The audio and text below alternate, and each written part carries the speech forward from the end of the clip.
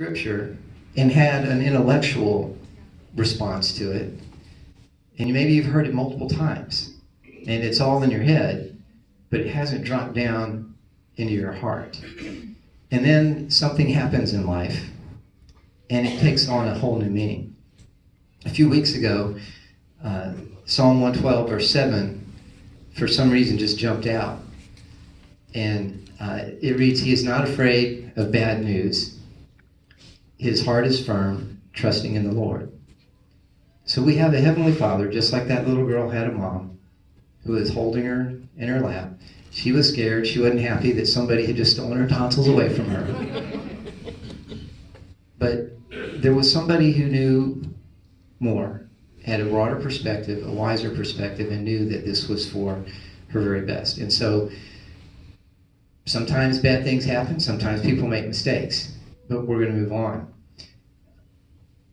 Some have asked what it was like, what it's been like to serve with your brother. And I've said it's really hard to explain or describe because nobody gets the privilege of doing that. It's kind of like playing for the Houston Astros and both of you are starting in the outfield.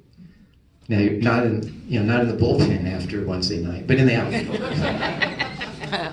So I just want to thank you guys for giving me the blessing and the privilege of serving you.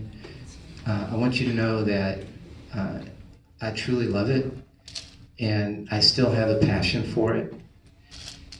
So, with your support, with your prayers, with your votes, I'm going to keep doing that. And next January, when Mays and Larry and I take the field as a team, it'll be the first time I'll run out on the field without my baby brother there with me.